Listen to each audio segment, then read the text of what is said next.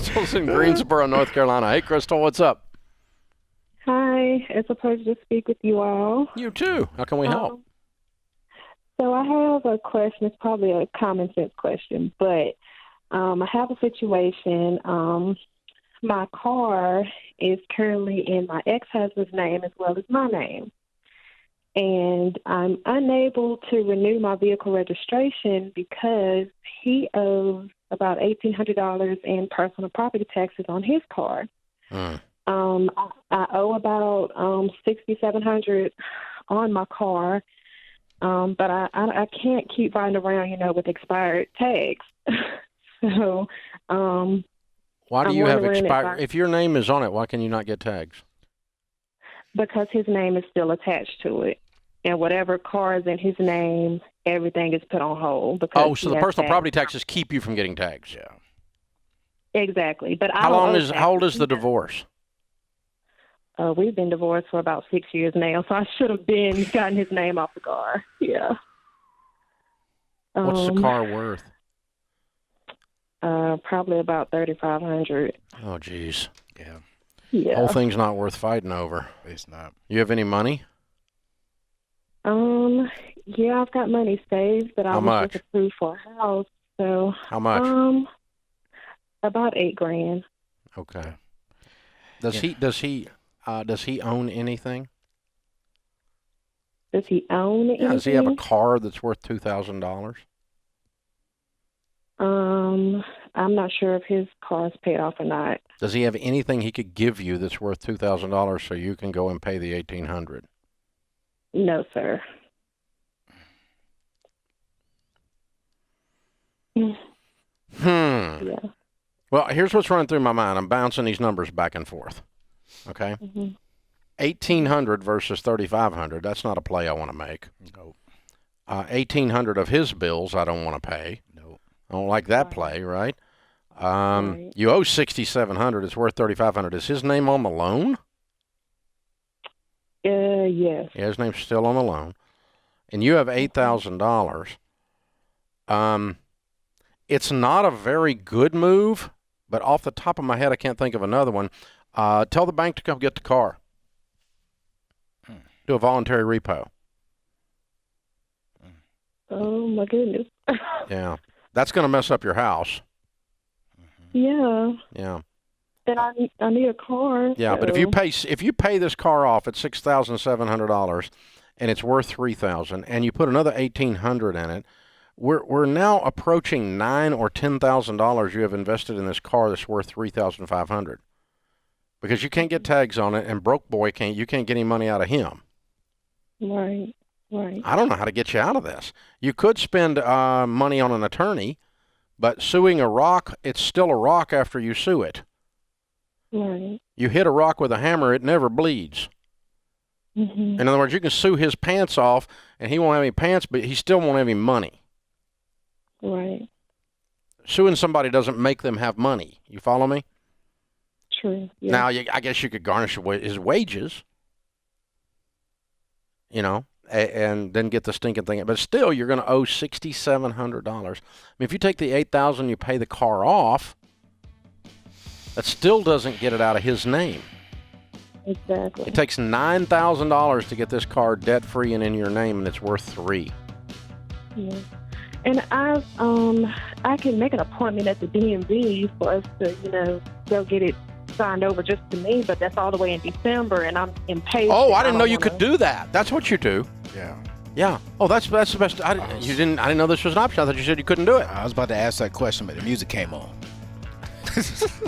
I'm not a fan of her doing a repo day. That's why I was asking. I don't like it either. I'm just trying to figure out how to get out of it. But I thought as long as the dadgum 1,800 standing out, she can't get it transferred. Right. But if she could take him in there in December by the ear and get it out of his name, that's what you do. It was supposed to interrupt me while I was making a mistake during that last call and didn't do it.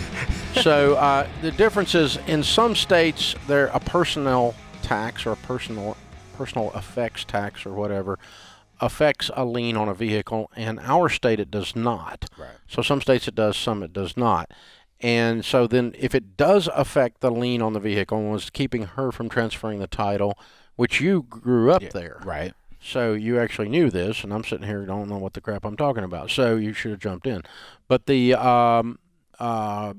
she has the ability to get that removed by going down to the DMV, then that's a much better suggestion All she has to do than is my dangerous voluntary repo suggestion. Oh yeah, I was just waiting for a break day to come in there and just take care of you. But the music came on, so Waiting for a pause. Right. But all she had to do was just go down there. As long as she has proof saying that she is divorced, she can go down there and make an appointment, and immediately they will go ahead and take that off of her car and still hold him liable for his issues and his stuff. But I wasn't a huge fan of her doing a repo because that could be an easy I'm not fix. a fan of it either. But I'm just, somehow she's got to get shed of this guy. Yeah. 6 years later. Yeah. So, I'll tell you what it does tell us. And I don't know her situation exactly, but it is a reminder. The things that you don't button up in your life will come back and bite you in the butt. Yeah.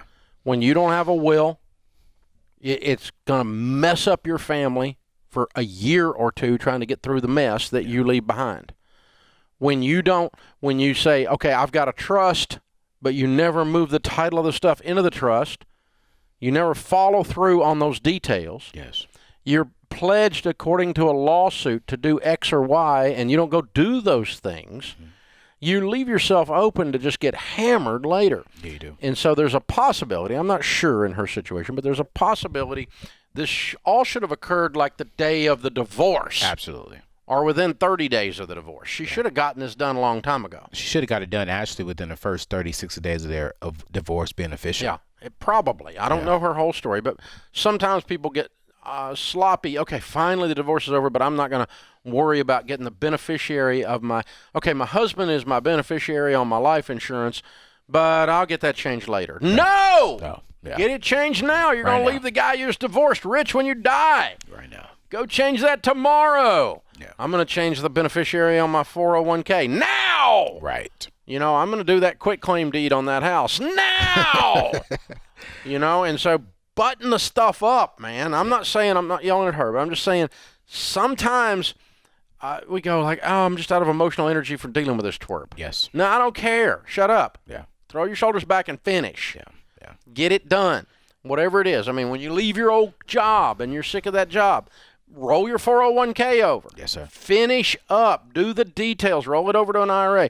Always finish the details. There's something about wealthy people, and it's not because they worship money, but they somehow say, I have to finish the details. Finish the details. And they know all the details before they go into it, Dave. And she was married, but let's talk about how these single people who are buying cars together and doing stuff together like they're married, look at the situation that you could be walking into in the future. That's why we say really do not. Nice. It's really nice, because what you just described is super stupid. super stupid, but people are doing it. That's just super stupid. They're doing it. I'm buying a car with my girlfriend? Yes. This is super stupid. Very. This is a way to not have a girlfriend nor a car. Yes, exactly. You end up with neither one, and you got the bill too. Yep. This is super stupid. Yes, it is. Run around acting like you're married. Because what you are, let me just tell you, from a legal standpoint, you can ask your lawyer, because I'm not one, but you just created a general partnership, and there is no partnership documents. Yep. What happens when your partner becomes disabled? Come on. Disinterested. Yep. Has drug use. Yep. Just generally takes off. Yes. And disappears, and you can't find them. Yep. They call them a partner in a relationship sense, but let me tell you, from a legal standpoint, you are in a general partnership with no partnership documents. Yes. You do not have a way to exit the partnership legally. Yes. And so, because you entered this on stupidity, you're going to leave it on stupidity. Yes. And that situation would have been much harder to get out of if they were in that exact same situation as the last caller. Because they don't have any paperwork showing that there's no divorce. Yeah, exactly. There's no end to this. So now we have to go back to what you were recommending. Oh, so now my boyfriend didn't pay his personal tax. Oh. See what I'm saying? Oh. That's what I'm saying. Like, we just really got to make sure that the dangers of shacking up. Come on. The dangers of acting like you're married when you're not married. Wow. The dangers of doing things together. Yeah, we want to buy a house together. No, you don't. We want to buy a car together. No, we don't. We want to get married together. Now we're talking. You see, yeah, absolutely. You know, you make that decision, it changes everything. Yes. But, you know, the number of times, and it's some of the saddest stories I've had to do with one-on-one coaching over the 30 years. Yeah. But it hasn't been that often. But it's happened enough that it just scares the crud out of me, where you're going along and, you know, they're engaged.